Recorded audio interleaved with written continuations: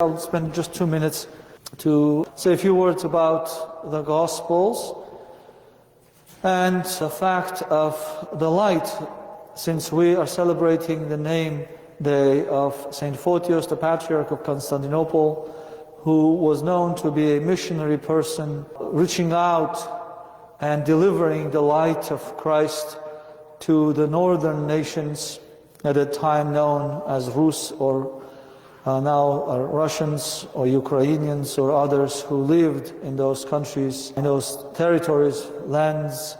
I want to pay attention to the word Photios, the light giver in a sense, the one who spreads light, because it is very important for all nations to have enlighteners, and it is through the missionary work of someone about whom Christ talks about saying, "You are the light of the world."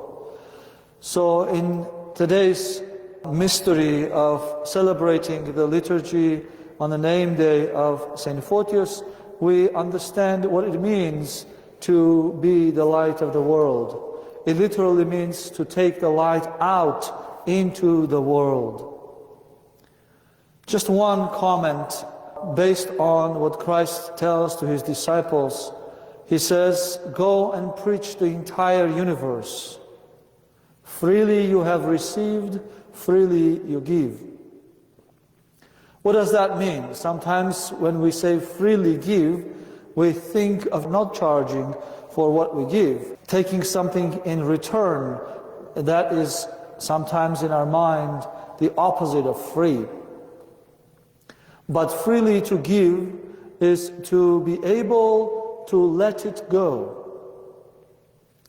To let it go without holding on to it, without hoarding it, without calling it your own. Because you have received it for free, it's not yours. And that's what matters.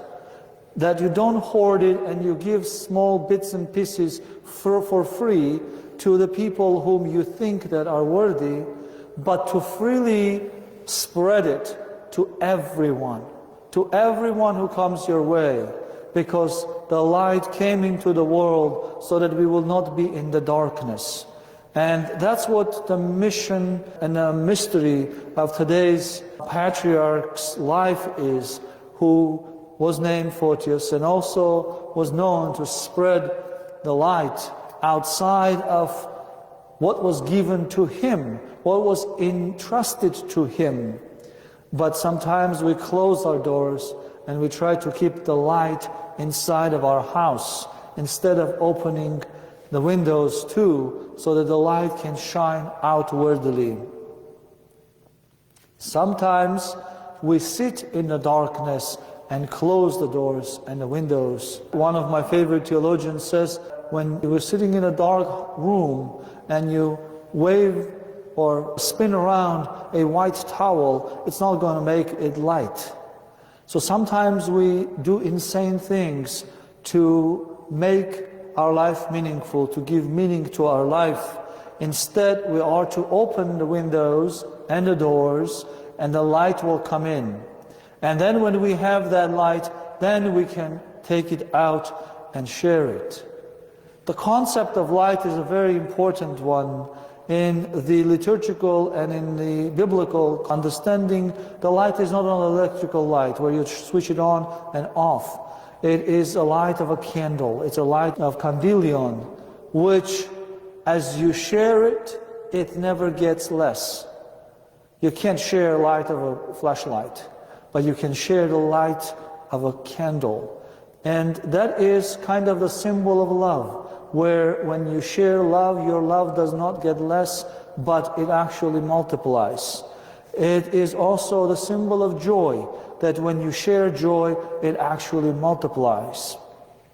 There is an interesting story from the eastern countries, from the Far East, where a king calls to himself all his dignitaries, loyal people to him, at the end of his life and says to them that he is not very pleased with their service.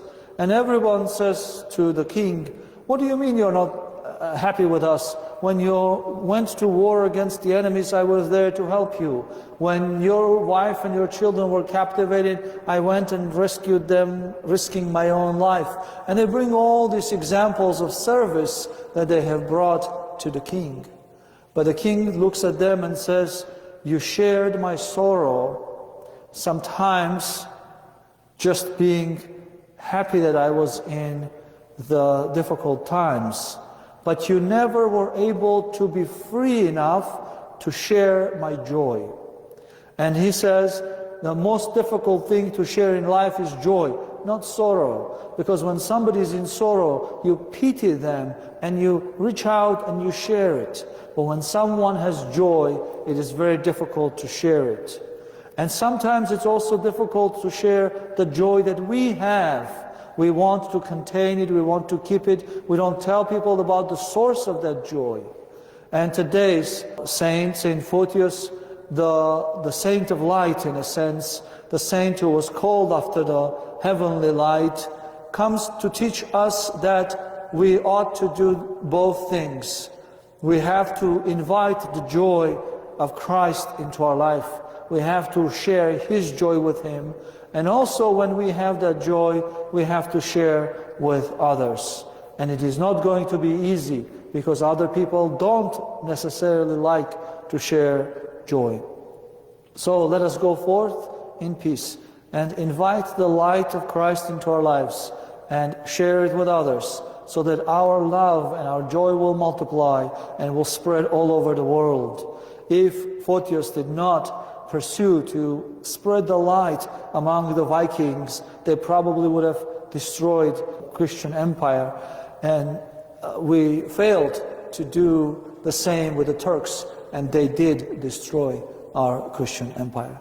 May the Lord bless us and keep us aware of the fact that we have received the light of Christ freely, and we have to share it freely amongst those who are sitting in the darkness now and forever. Amen.